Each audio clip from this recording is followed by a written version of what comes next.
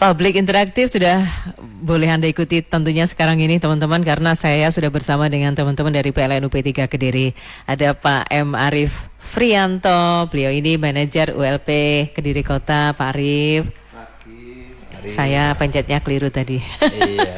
Sehat ya Pak ya? Alhamdulillah. Selalu sehat. Pak Arief, mic-nya bisa agak dinaikkan biar suaranya kedengaran ya. Oke, terima kasih Pak Arief. Ya. Bersama Pak Arief ini ada Pak M. Dairul Ma'arif, TL K3L dan KAM UP3 Kediri. Ini singkatan apa Pak Dairul? Tim leader K3 lingkungan dan keamanan, Mbak. Oh, jadi berarti Pak Dairul ini yang ngurusin keamanan perlistrikan begitu di betul. Kota Kediri ya? K2 K3. K3. Masih muda sekali ya Pak? Nah, ini masih muda dan bergairah. Oh iya, baik. Bergairah untuk memberikan penjelasan kepada teman-teman soal bahaya listrik. Selain kemanfaatan selama ini yang sudah kita rasakan tentang listrik ya Pak Arief juga Pak Dairul, ternyata kita juga perlu mewaspadai yang namanya bahaya-bahayanya. Tapi ngomong-ngomong, kenapa ini kok kita hari ini ngomong soal bahaya listrik nih Pak Arief? Ya, mungkin dalam kesempatan ini kami dari P3 Kediri akan menyampaikan ya terkait apa sih bahaya-bahaya terkait tenaga listrik ya. Sebenarnya listrik itu bukan suatu hal yang menakutkan ya, tapi apabila kita menggunakannya dengan pas, maka itu akan menjadi suatu hal yang bermanfaat untuk kehidupan kita sehari-hari. Jadi ingin saya sampaikan ya terkait bahaya listrik itu sebenarnya apabila instalasi listrik kita digunakan sesuai dengan standarnya, maka bahaya-bahaya itu bisa tidak akan terjadi. Tidak akan terjadi seperti itu. Jadi memang kita mesti memahami sebenarnya standar-standarnya. Standarnya seperti apa. Oke, tapi kita perlu tahu juga apa saja sebenarnya bahaya yang diakibatkan oleh listrik kalau kita tidak mengikuti SOP tadi gitu Pak Arief. Gimana? Yang pertama ya, misalkan di instalasi rumah ya, itu dari kami ada anjuran bahwasanya kita harus melakukan pengecekan instalasi IML, instalasi milik pelanggan, minimal 10 tahun satu kali pengecekan. Kenapa kita harus melakukan pengecekan? Kita harus bisa melihat potensi-potensi yang bisa menyebabkan bahaya di rumah ya. Misalkan kabelnya dia sudah mulai ketas, atau penampang instalasi di rumah itu sudah kecil, sedangkan peralatan listrik di rumah kita semakin lama semakin banyak. Mungkin dulu hanya ada TV saja, ternyata sekarang ekonominya mulai membaik, kita beli magic chair, kulkas, AC dan lain sebagainya. Itu otomatis akan menambah beban arus pada instalasi kita. Dan apabila kita tidak melakukan pengecekan, maka dikhawatirkan untuk KHA atau kekuatan hantar arus pada instalasi kita akan berkurang. Dalam artian seharusnya kabelnya misalkan dia itu dulunya 1,5 mili untuk penampangnya. Nah, dengan bertambahnya beban otomatis kan ampernya nambah. Nah, alangkah baiknya kita juga mengupgrade instalasi-instalasi di rumah kita. Selain itu misalkan penambahan stop kontak dan lain sebagainya. Dulu stop kontaknya cuma satu, sedangkan ketambahan kulkas, ketambahan AC dan lain sebagainya, stop kontaknya dilakukan penambahan apa? T. Ada T itu ya Pak. Nah, T-nya itu bertumpuk-tumpuk dan bertumpuk-tumpuk. T di T lagi, di T lagi. Itu biasanya anak kos itu ya seperti aja. Stop kontaknya satu ya. Yang anak kos ketawa. Oh gitu ya. Tapi kalau Pak Dairul pasti tahu gitu ya, enggak ya. Jadi akhirnya dia akan biasanya longgar ya, longgar menyebabkan kontaknya itu tidak mesra. Iya. Dan akhirnya ada percikan panas, percikan api dan lain sebagainya. Nah, hal-hal yang sepele itu alangkah baiknya bisa kita antisipasi terlebih dahulu agar tidak terjadi hal-hal yang tidak diinginkan. Jadi kalau ngomong bahaya listrik itu ternyata nggak hanya tersengat listrik, tapi juga ada potensi-potensi lain yang perlu kita waspadai. Iya, itu asal muasalnya. Ya. Untuk terkait kebakaran dan tersengat listrik dan lain sebagainya itu karena akibatnya yang bisa disebabkan. Oke. Jadi kalau kita misalnya mendengar kebakaran karena korsleting listrik, itu jangan-jangan karena kita tidak ngecek instalasi di rumah kita, atau kebanyakan pakai T yang bertumpuk-tumpuk tadi misalnya ya Pak ya. Mungkin saya tambahi ya, mungkin kembali lagi untuk kabel yang tidak standar. Memang sebenarnya di instalasi rumah itu di sisi PLN sudah menyiapi MCB ya, mini circuit breaker, yang mana dia apabila merasakan arus hubung singkat, dia akan ngetrip atau mati sendiri. Bahasa sini kan jeglek gitu kalau orang. Nah, tapi apabila di instalasi rumahnya itu kabelnya terlalu kecil, maka dia itu nggak sampai ngetripkan MCB. Sudah kebakar dulu. Tapi kabelnya yang kebakar. Itu yang jarang orang ketahui. Karena yaitu tadi kebanyakan kabelnya tidak dilakukan pengecekan. Seperti itu. Sebentar Pak, MCB itu sama sekring sama nggak? MCB sama sekring ya sama sih, sama. Kalau mungkin kita kenalnya tuh sekring. Sekring itu kan yang putih itu ya, bulat itu. Itu kan sekali pakai. Jadi kan di dalamnya kan ada kabelnya tipis ya, kecil kayak serambut itu. Ada yang ukurannya berbeda-beda sesuai dengan pembatasnya berapa. Kalau sekring kan sekali putus dia ganti, di dalamnya diganti. Kalau MCB itu kan dia overload, maka dia akan kita tinggal nyalakan saja, otomatis gitu. Jadi nggak usah diganti berulang-ulang. Baik. Nah, kalau ngomong soal instalasi dalam rumah kita, itu sebenarnya tanggung jawab siapa? Pelanggan atau tanggung jawab dari PLN? Nah, kalau instalasi dalam rumah ya, sebelumnya saya sampaikan ya bahwasanya tanggung jawab PLN itu mulai dari kWh meter sampai ke atas tiang.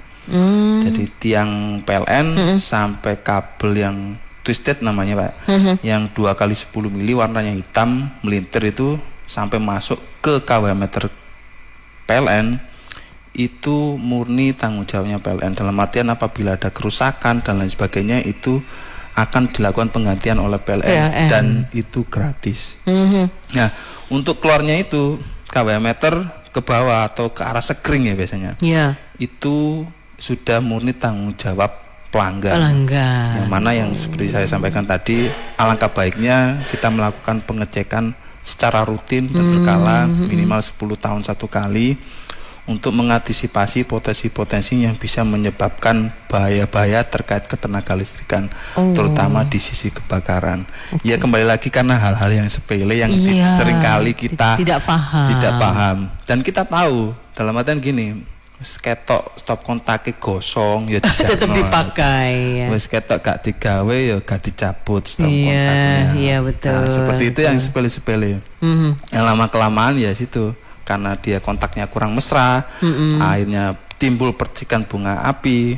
Kebetulan di dekatnya banyak kertasnya atau dekatnya tirai dan lain sebagainya, itu bisa menyulut kebakaran. Itu hal-hal yang sepele dan sering kali kita abaikan. Iya, betul Pak.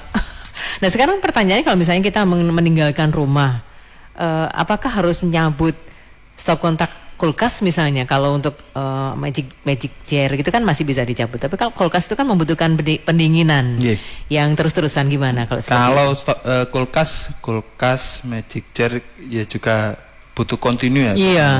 Itu tidak perlu dicabut sih. Cuman untuk stop kontaknya itu alangkah baiknya dilakukan pengecekan. Kan terasa kan, misalkan stop kontaknya dia longgar gitu ya. Wah iki kudu diganti stop kontaknya dan lain sebagainya. Tapi yang paling sering harus dicek ya itu biasanya buat nyolokin charger HP charger HP. Kalau misalkan kipas angin terus TV itu ya alangkah baiknya sebelum kita meninggalkan rumah itu dipastikan dilepas saja agar peralatan elektronik kita terbebas dari listrik. Seperti itu.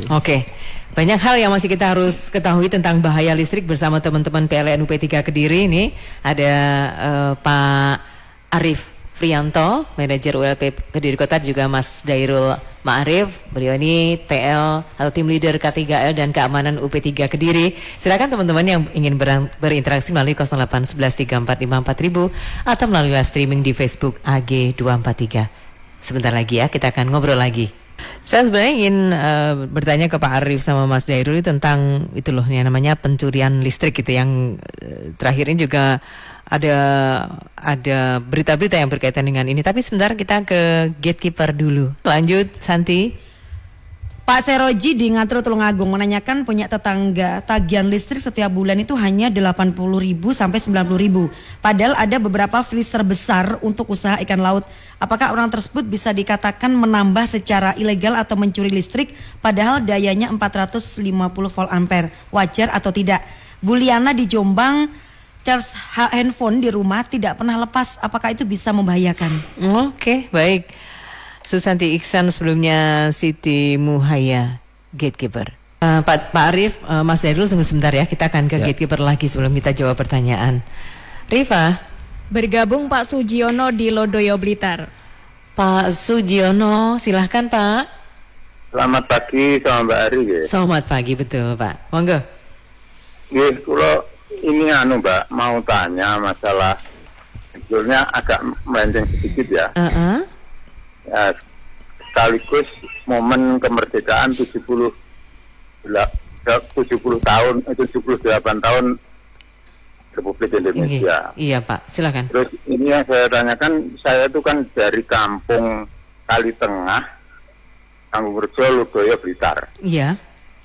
Itu selama 78 tahun merdeka ini loh, Mbak. Kok belum pernah merasakan gebiarnya listrik. Terus setelah tahun 2019 saya kan masang listrik ke kampung itu. Jadi termasuk masal 13 kakak. Iya. Nah, terus itu saya ajukan. Waktu itu di sini itu kepalanya Pak Sigit. Nah, setelah saya konfirmasikan ke Pak Sigit, terus pendaftaran langsung saya daftarkan, disyaratkan untuk minimal 3 paket. Terus akhirnya saya jelaskan kalau masyarakatnya itu semuanya itu di bawah rata-rata Pak, nggak mampu, tolong untuk disurvei. Setelah itu disurvei, akhirnya terlaksana, dipasang. Oke, 2 paket nggak apa-apa. Terus akhirnya dipasang cagaknya itu sampai 35 cagak. Terus berapa bulan saya tanyakan lagi, ternyata saya ke PLN Sutojayan itu kok ternyata kru dari Pak Sigit itu dipindah semua Mbak. Nah, terus akhirnya yang menggantikan itu namanya Pak Johan. Setelah saya terangkan sama Pak Johan itu dikasih alternatif 2 pilihan. 1, jadi uang yang sudah masuk dicabut kembali untuk mengajukan paket baru. Gitu. Terus akhirnya saya terpaksa milih yang alternatif kedua itu disuruh menunggu sampai kapan dia tidak bisa menjawab kapan dipasang. Ya, terus akhirnya saya tunggu-tunggu sampai 2019 akhir itu sampai sekarang 2023 itu ternyata baru sekarang itu dipasang jaringannya. Jadi termasuk kabel itu semua terpasang semua. Nah, setelah terpasang semua sampai sekarang belum nyala, Mbak. Terus kira-kira yang saya tanyakan tuh nyalanya tuh kapan? Tolong untuk diberi pemberitahuan atau paling tidak itu solusinya bagaimana gitu ya Pak? Iya, terus ada proses kembali lagi atau enggak, atau kemungkinan nanti saya minta kalau bisa bagaimana supaya masyarakat itu mendapat subsidi karena rata-rata di bawah rata-rata. Kemampuan ekonomi di bawah rata-rata. Baik. Iya, Mbak. Baik Pak Sugiono, nanti kita akan berikan penjelasan ya Pak ya. Ya, saya tunggu Pak. Terima ditunggu di radio. Sama-sama Pak Sugiono. Assalamualaikum. Waalaikumsalam warahmatullahi wabarakatuh. Monggo kita jawab dulu Pak Sugiono, gimana Pak Ari? Oke, siap. Silakan. Terima kasih masukannya Pak Sugiono. Sugiono, ya. Mohon maaf. Jadi yang saya tangkap untuk tahun 2019 nih untuk pasang baru listrik sekitar 35 kakak ya di wilayah Sutojayan. Tapi yang saya tangkap juga bahwasanya jaringannya dan kabelnya sudah masuk sebenarnya. Kalau jaringan dan kabelnya dan tiangnya saya tangkap tadi sudah masuk. Mungkin dalam waktu dekat ini bisa dinyalakan. Nanti saya bantu komunikasikan dengan rekan-rekan PLN Sutojayan terkait hal ini agar bisa di follow up lagi lah terkait hal ini. Kalau menurut saya sih kalau jaringan dan tiangnya sudah berdiri ya nggak lama. Kelihatannya segera bisa nyala segera ya. nyalakan. Oke, alhamdulillah di masa kemerdekaan Indonesia sudah 78 tahun ini kok masih ada ternyata yang masih belum merasakan listrik. Kita juga ikut simpati ya ke Pak Sugiono. Moga sekarang yang Pak Sairoji di Ngantru. Pak Sairoji. Iya, tadi tetangganya tuh 450. Hanya 450 volt ampere, tapi bisa ada freezer besar untuk usaha ikan laut. Wah, ini mungkin kalau ini harus dilakukan pengecekan di lapangan sih. Yeah. Jadi kita nggak bisa nyampaikan ini kayaknya seperti ini dan lain sebagainya. Ini pengecekannya harus pakai alat ya. Jangan-jangan punya instalasi lagi yang khusus untuk freezer gitu ya. Instalasi lainnya atau bagaimana kan kita juga kurang tahu. Jadi mungkin nanti bisa dibantu untuk alamat pastinya atau itpolnya biar kita lakukan pengecekan lebih lanjut. Oke, terima kasih Pak Sairoji di Ngantru ya. Nah ini yang Bu Liana di Jombang, charger HP tidak pernah lepas. Nah ini termasuk saya kayaknya itu. Ini kebiasaan kurang baik ya. Jadi sebenarnya apabila charger HP tidak dilepas, itu sebenarnya kWh meter kita tetap mengukur. Jadi tetap dia menghabiskan listrik. Ternyata begitu ya Pak ya? Dia tetap menghabiskan listrik. Jadi dia itu posisi standby, tapi ya tetap menggunakan listrik kita. Tapi tidak digunakan. Eman-eman. Yang satu dia kan menggunakan energi listrik tidak digunakan. Yang terus yang kedua ada sisi bahaya juga karena peralatan listrik tersebut atau charger HP tersebut dia itu dalam posisi standby. Standby teraliri listrik tapi tidak digunakan. Alangkah baiknya mending dicabut saja. Dicabut saja ya. Daripada yang saya sampaikan tadi posisi stop kontaknya wis longgar dan lain sebagainya itu beresiko, apalagi ditinggal juga. Itu yang kita nggak tahu kualitas barang tersebut seperti apa. Tahu-tahu karena dia terlalu lama standby, panas, meledak, ya situ terjadi hal-hal yang tidak diinginkan. Saran saya dicabut ya. Kalau nggak dipakai dicabut ya. Juga kayaknya nanti bikin charger jadi awet mungkin ya, karena tidak panas terus gitu ya. Itu yang keuntungan yang harus kita pikirkan. Baik. Oke, soal pencurian listrik nih sekarang kalau gitu. Pencurian listrik kalau yang saya dengar kan ada yang kabelnya ditusuk dan sebagainya gitu. Mungkin ada bentuk-bentuk macam-macam pencurian listrik itu seperti apa, Pak? Iya. Jadi pencurian listrik ya, yang kata dasarnya mencuri ya, itu ya jelas tidak baik ya. Tidak baik karena pencurian listrik dilakukan secara ilegal, dalam artian dia tidak melalui kWh meter kita atau tidak terukur. Dan kebanyakan pencurian listrik itu oknum-oknumnya kurang paham terkait listrik juga. Dalam artian apa? Dia mengambil listrik secara ilegal, tidak dengan pembatas dan dengan kabel seadanya. Tidak dengan pembatas, apa resikonya? Apabila ada arus hubung singkat, dia tidak ada pengaman untuk memutuskan arus listrik tersebut. Jadi kembali lagi potensinya bisa menyebabkan kebakaran. Terus untuk di sisi kabel, biasanya kabelnya itu ya wis kabel seadanya, kabel ukuran kecil, sedangkan arus yang dilewati besar. Terus belum lagi kabelnya itu harusnya outdoor terus dipakai yang indoor. Otomatis dia kan gampang rusak, belum lagi hujan kepanasan bisa menyebabkan getas dan bisa ya wes bahaya lah dalam artian seperti itu. Iya, kalau getas kan gampang muncul serabut. Ya, kelihatan kawatnya itu setrum. Itu hal-hal yang sepele. Yang paling utama ya itu tadi tidak ada pengamannya dan bisa menyebabkan kebakaran apabila terjadi arus lebih. Seperti itu. Baik. Oke. Ya, ada yang mau on air? Oke, terputus ya. Baik. Nah, ini ya. Sanksi kalau kita mencuri listrik, Pak Arif. Ini perlu kita ingatkan juga ke teman-teman. Sanksi, ya ada sanksi-sanksi tersendiri ya. Jadi ada hitungannya, ada pelanggaran mempengaruhi. Yang pertama ada B1, mempengaruhi MCB atau pembatas. Jadi untuk mendapatkan daya lebih ada beberapa pelanggan yang enggan untuk tambah daya, tapi di sisi MCB-nya itu dipengaruhi. Jadi dia misalkan daya 450 tapi bisa dipakai untuk ya ini tadi yang disampaikan macam-macam Pak, tadi alatnya banyak di rumah, banyak. alat listrik ya. Terus yang kedua mempengaruhi PSB2 ya, mempengaruhi dari sisi kW meter tersebut. Jadi kW meternya dibuka, diutak-atik, ditambahi peralatan listrik atau apa biar dia itu mungkin putarannya lebih lambat atau bagaimana. Itu mempengaruhi di sisi kW meter. Terus yang ketiga mempengaruhi pembatas dan juga mempengaruhi sisi kW meter. Kedua-duanya dipengaruhi agar dia mendapatkan daya yang lebih atau pengukuran yang tidak normal. Itu yang pelanggaran ketiga. Terus yang pelanggaran keempat itu dia tidak melalui kW meter atau alias disambung langsung dari sumbernya PLN. Tapi hal-hal yang dilakukan pelanggan-pelanggan tersebut itu sebenarnya sudah bisa kita monitor. Karena kan PLN sudah berdiri sudah agak lama ya. Jadi sudah tahu lah, hafal gitu ya, sudah diteni ya. Dari data-data kami itu kita bisa mantau. Oh ini pemakainya gak normal. Dayanya sekian kok sampai sekian rekeningnya. Berarti kan ada something di sana.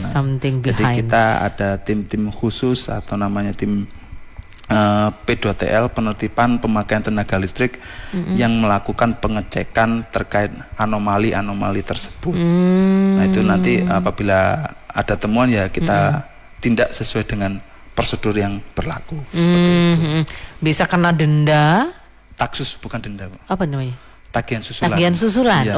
Tagihan susulan. Dalam artian kan kW meter itu sebenarnya alat timbangan kita, Bu. Jadi alat timbangan itu yang bertujuan untuk memastikan apa yang dibeli pelanggan dengan apa yang dibayarkan pelanggan itu sudah imbang.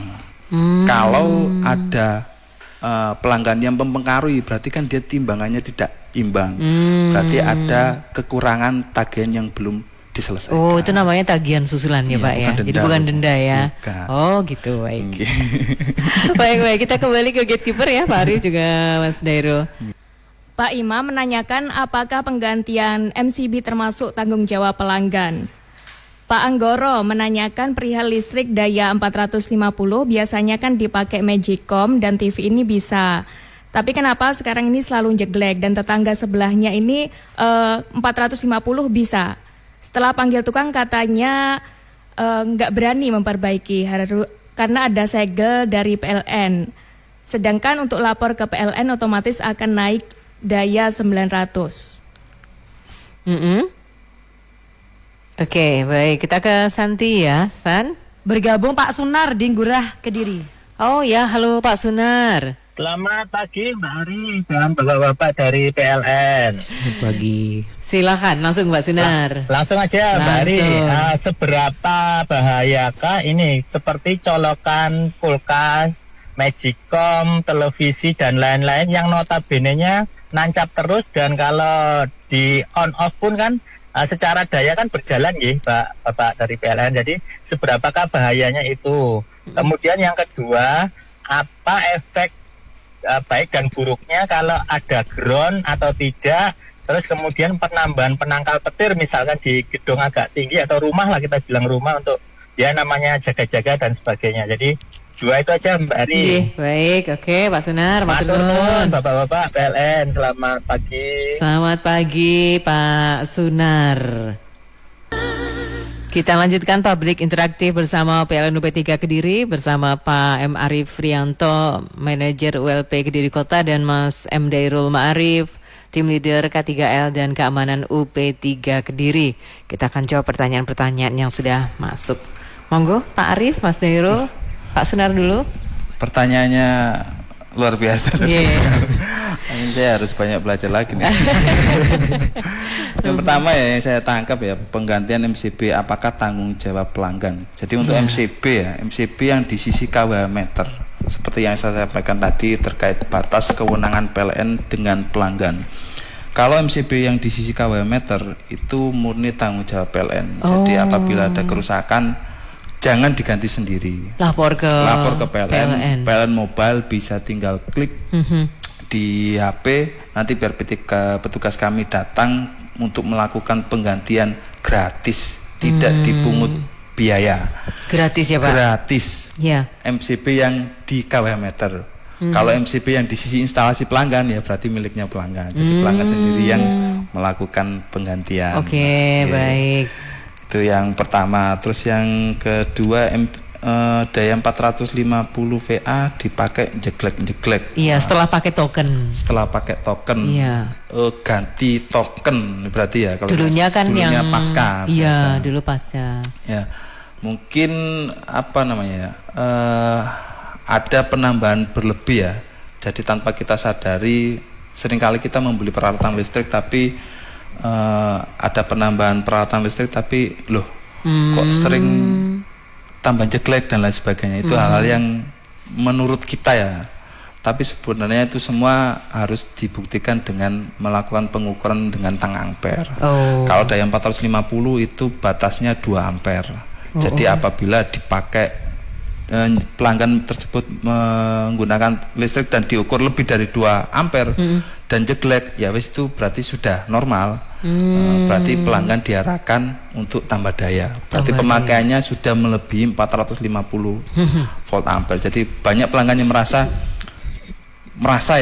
walah aku gak nambah opo-opo ya. Ternyata kulkasnya nyala 24 jam, gitu. TV-nya nyala terus. Nah, itu kan perasaan ya. Tapi kalau dalam listrik itu nggak bisa diukur dengan perasaan. Tapi jadi dengan alat ukur.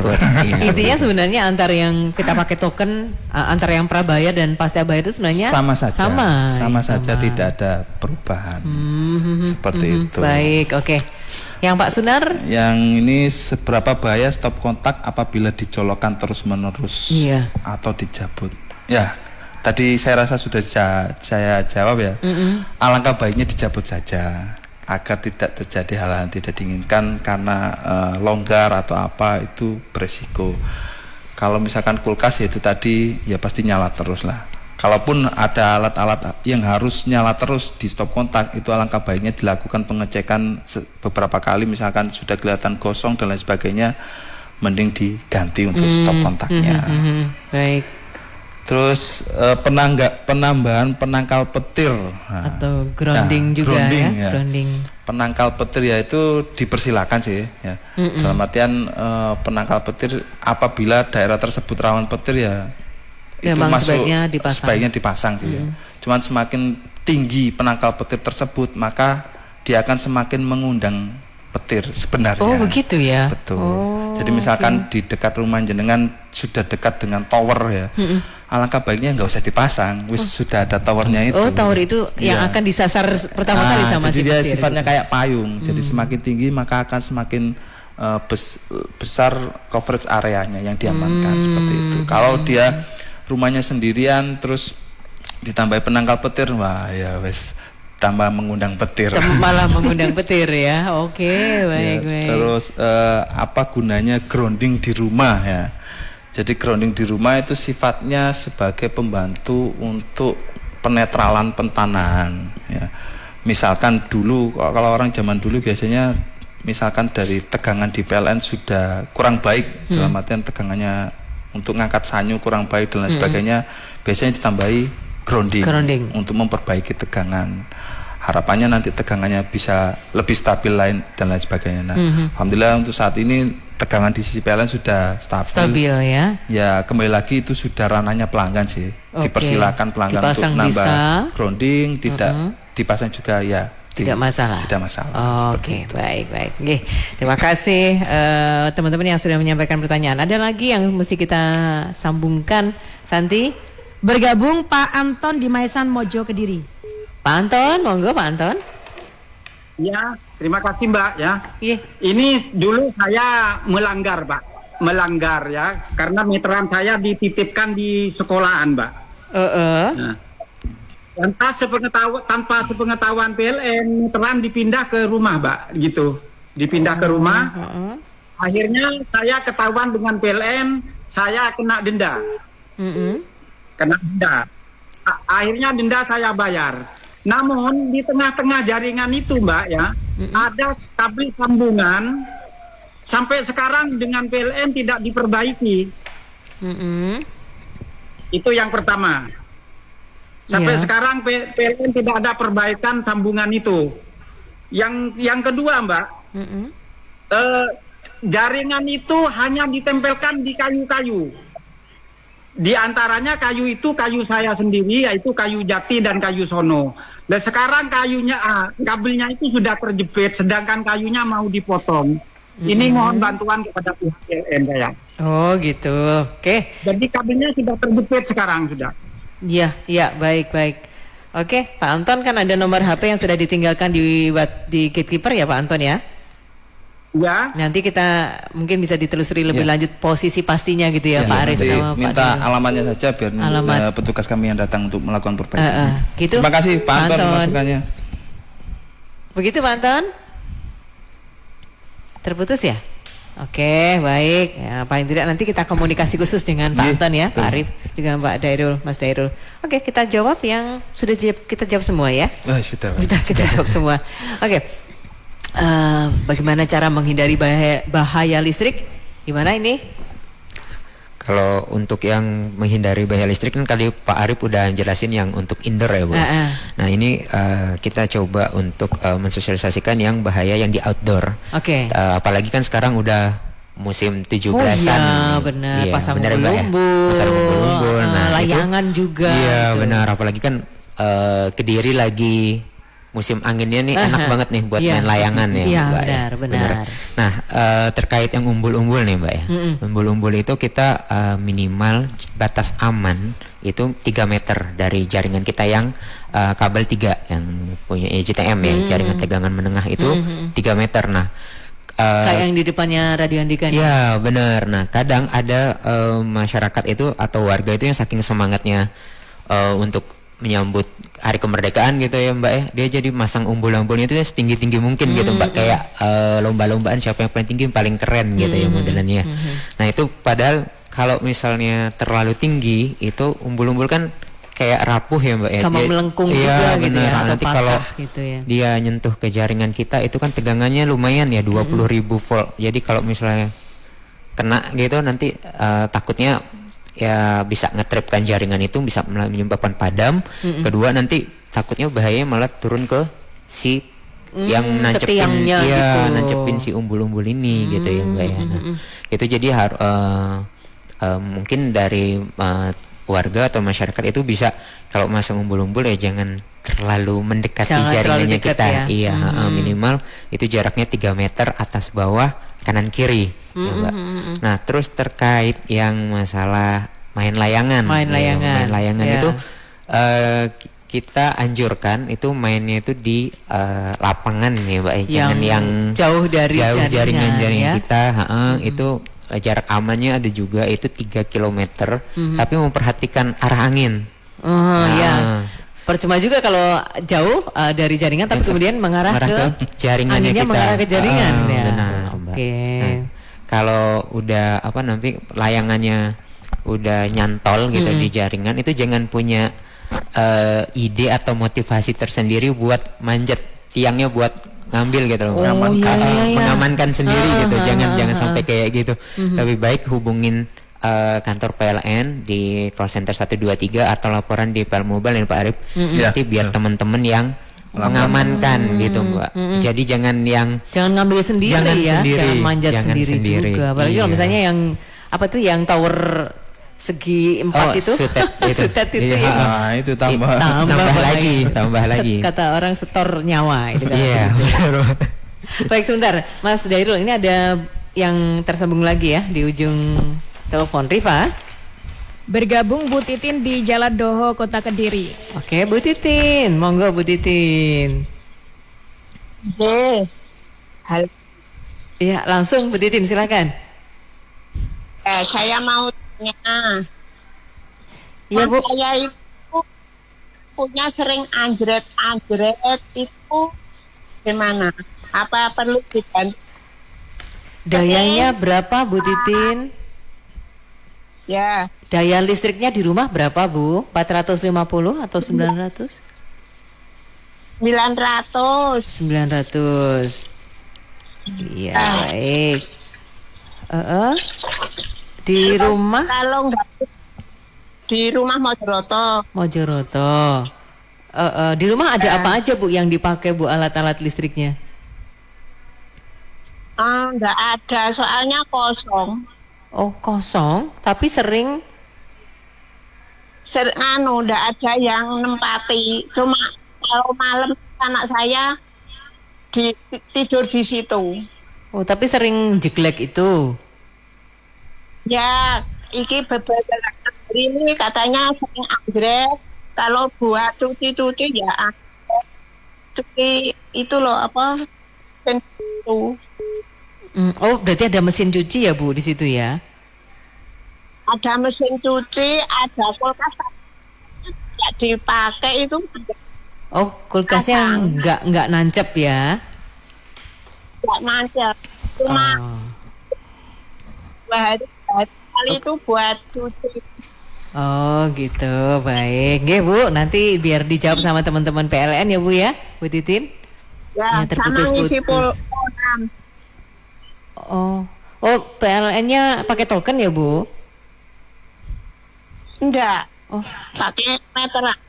Oh, meteran. Dibayar per bulan itu? Iya. Oke, gitu Cuma, aja. Ya, mau tanya begitu. Baik. Biayanya berapa? Biaya. Oh ya, baik. Baik Bu Titin, matur nuwun. Sama-sama Bu Titin. Baik, Bu Titin di Jalan Doho Kota Kediri ya, menanyakan rumahnya yang di Mojoroto. Monggo Pak Arif, Mas Dairul. Bu Titin, terima kasih. Tadi yang saya tangkap terkait rumahnya sering anjret. Iya. Di dalam ada mesin cuci. Anjretnya malam pas ada orangnya, mungkin pas nyuci. Iya. Kalau saya amati ini sudah waktunya tambah daya. Ya. Bu Titin, dalam kesempatan ini ya, mumpung ada promo. Oh iya ada promo ada ya. promo PLN ya. Ini betul. promo kemerdekaan.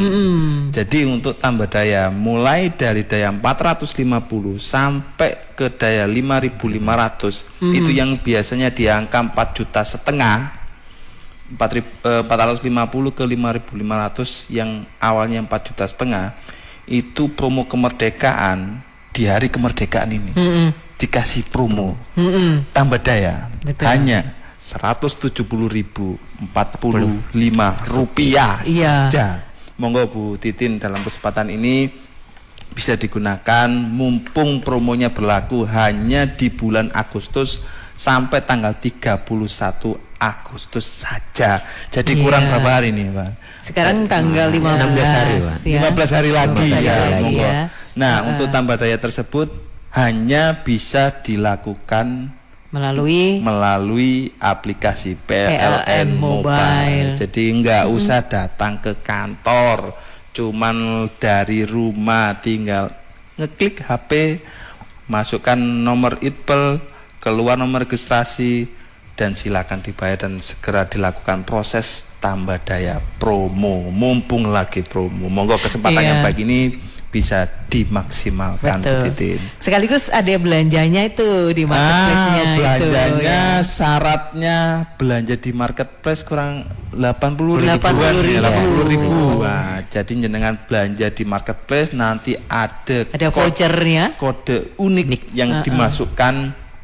Nanti yang awalnya misalkan tambah daya 450 VA ke 5.500 yang awalnya 4 juta sekian sekarang akan hanya berubah menjadi 170.000 rupiah 45. Waduh, itu berapa persen diskonnya? Luar banyak biasa, persen. Saya nggak berani ngitung ini. Oke, ternyata ada yang ingin nyambung lagi nih Pak Arif, Pak Dairul ya. Oke, Rifa. Bergabung Bu Siti di Merican Kediri. Bu Siti. Oh, silakan langsung Bu Siti. Itu loh Bu, saya kemarin hari Senin ya, mungkin tanggal 7 Agustus. Saya kan minta tolong ke Andika bahwa listrik saya yang buat toko itu nggak bisa dimasukin pulsa.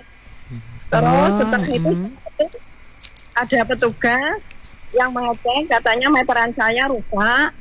Terus suruh ke PLN Grogol untuk ganti bayar itu juga buat kebocorannya pulsa, katanya saya punya tunggakan sebesar, pokoknya punya tunggakan, terus saya bayar. Setelah saya bayar, pas hari Senin itu nggak bisa saya bayar, besoknya di WA saya tunggu 1 hari nggak ada WA, hari Rabunya ada WA suruh bayar ke Indomaret, saya bayar. Tapi sampai sekarang belum ada lagi pihak PLN yang datang untuk mengganti itu meterannya, katanya mau diganti katanya. Tapi sampai sekarang belum ganti. Oh begitu, oke. Di Merican Jalan Sersan Bahron 80B. Oh ya, baik. Oke, baik, ditunggu jawabannya Bu Siti ya. Matur nuwun. Sama-sama, baik Bu Siti di Merican Kediri, jawabannya disampaikan Pak Arif, Pak Dairul sebentar lagi. Baik, ada pertanyaan dari Bu Siti di Merican yang belum kita jawab, Pak Arif, Pak Dairul. Tapi ada satu lagi nih yang nitip, katanya Bu Fajarwati di Ngadiluih punya rumah dayanya 900 kWh. Kemudian dikontrak sama depo es krim. Dulu sebelum dikontrak depo es krim kategorinya R1 biasa, kayaknya R1 subsidi ya. Iya. Nah kemudian setelah dikontrak berubah jadi R1M. Nah sekarang sudah tidak dikontrak lagi sama depo es krim. Apa bisa kembali ke R1 subsidi lagi? Gimana? Monggo silakan. 2 pertanyaan ini ya. Wah, ini laris manis kita ya. Ya. Okay. Ternyata banyak yang antusias terkait informasi. Benar, jadi teman-teman PLN itu mesti sering-sering talk show di radio. Monggo, Pak Arif. Baik, yang pertama ya yang Bu Siti yang untuk yang disampaikan Bu Siti Pak Arif, mic-nya kurang naik. Oh iya, mohon maaf. Okay. Turun lagi. Kayaknya capek mic-nya. Jadi yang Bu Siti sampaikan tadi, kalau saya tangkap dia itu gamet ya, ganti meter terkait meternya rusak ya. Dan disampaikan sampai saat ini masih belum dilakukan penggantian. Oke, Bu Siti nanti mohon ditinggalkan nomor ITPL-nya di gatekeeper-nya Andika, nanti biar kita telusuri prosesnya sampai mana. Ya. Oke, baik, kita bantu. Terus sementara untuk yang Bu Fajarwati? Bu Fajarwati yang daya 900 VA dikontrakkan dikontrakkan. Awalnya dia subsidi menjadi mampu untuk apa usaha tadi ya? Es krim. Ya, depo es krim. Depo es krim ya. Kembali lagi nanti mohon dibantu untuk NIK-nya ya, NIK-nya biar kita cek lagi ya, karena yang menentukan subsidinya itu bukan dari PLN tapi dari pemerintahan. Nanti biar kita cek lagi apakah NIK tersebut masih tercantum di pelanggan yang berhak mendapatkan subsidi seperti itu. Oke, baik, semoga nanti ada solusi yang luar biasa untuk Bu Fajarwati. Oke, Mas Dairul nih mesti menyelesaikan hal-hal yang perlu diperhatikan yang mengundang bahaya listrik tadi ya, sudah sampai ke ngobrol soal layangan kita ya terakhir tadi ya. Iya. Jadi apa lagi nih yang perlu diperhatikan? Perhatikan yang selanjutnya itu untuk menebang pohon biasanya itu. Menebang pohon. Nah, kalau misalnya warga atau masyarakat yang punya pohon di depan rumah halaman perkarangan gitu Mbak, yang mendekati jaringan PLN gitu, lebih baik gitu menghubungi kita pihak PLN daripada ketimbang punya inisiatif buat nebang sendiri. Ya takutnya nanti malah pengen nebang kesetrum juga ya, bahayanya kesetrum itu. Bahayanya malah kesetrum gitu. Lebih baik menghubungi pihak PLN, nanti kita bantu untuk proses rabasnya gitu, buat mengamankan jaringan. Nah ini fungsinya juga selain biar PLN-nya itu nggak sering gangguan padam, juga mengamankan dari si pemilik pohonnya ini gitu. Oke. Bakar sampah juga sampah juga jangan yang di bawah kabel listrik ya. Kabel listrik jaringan kita gitu, mesti kabel yang bakar yang dalam jumlah banyak besar, ya, Mbak. Nah, takutnya nanti apinya ngenai jaringan kita. Itu kadang-kadang mungkin yang di sawah-sawah karena bekas panen terus kemudian dibakar padahal di atasnya ada kabel, ada kabel dari PLN iya, ya. Benar, bahaya ya. Bahaya. Oke, baik. Selain itu menerbangkan balon udara juga. Dan biasanya itu kan ada beberapa daerah ya, Mbak, yang kayak punya tradisi. Iya, untuk menerbangkan balon udara. Nah, kalau yang menerbangkan balon udara ini kayak kita dari PLN sama sekali tidak memperbolehkan no ya Pak excuse, ya. No excuse ya. No Kayak kalau excuse. misalnya layangan tadi kan masih kayak bisa main nih di lapangan terbuka yang rada jauh. Nah kalau menerbangkan balon udara ini benar-benar yang no excuse, sama sekali nggak ada toleransinya, karena ya nerbangkannya di sini nanti jatuhnya kan nggak tahu di tempat mana. yang lain yang ada jaringan listrik juga. Benar, kalau misalnya dia jatuhnya di kabel 3-nya itu kan listriknya paling di beberapa sekitarnya aja gitu. Satu kecamatan. Satu kecamatan. Tapi kalau misalnya dia jatuhnya di punyanya teman-teman transmisi yang di gardu induk, nah itu bisa 3 kabupaten. Kemarin pernah terjadi ya ampun, yang di ya, Trenggalek itu. Nah, iya. Barusan ada ya Pak di tahun ini juga? Atau tahun 2 minggu yang lalu pernah kejadian jatuh malam-malam. Oke. Malam sih biasanya jatuhnya. Memang sih karena seru. kan layangan kalau saya bilang layangan gapangan itu kan dipanjer terus gitu ya Pak ya. Nah itu kadang-kadang kan kita nggak tahu ternyata putus atau apa gitu terus jatuh. Anginnya hilang, layangan jatuh. Betul. Oke, baik. Banyak hal yang harus kita hindari untuk mencegah kita kena bahaya listrik. Yang pasti ya nanti kita sharing lagi karena waktunya sudah kita sudah ada di ujung interaktif kita bersama teman-teman PLN UP3 Kediri. Kalau ada yang tanya-tanya bisa langsung ke PLN Mobile kalau nggak salah ya. Sekarang ini ya komunikasinya ya dipasang sudah. Kalau belum ada aplikasi PLN Mobile di Android masing-masing sudah di-download dan diinstal ya. Oke, matur suwun untuk Pak Arief Rianto, Mas Dairul juga ya. Saya harap nanti itu tadi Pak Arief talkshow lagi di Radio Andika karena ternyata fansnya banyak loh PLN. Saya baru sadar juga Pak. Jadi dulu loh Pak. Baik. Nggak tahu kalau saya terkenal. Ya, terima kasih Pak Arief, Pak Dairul. Sukses selalu. Sampai ketemu lagi. Amin. Baik. Terima kasih juga teman-teman yang sudah berinteraksi dalam Public Interaktif hari ini bersama teman-teman PLN UP3 Kediri.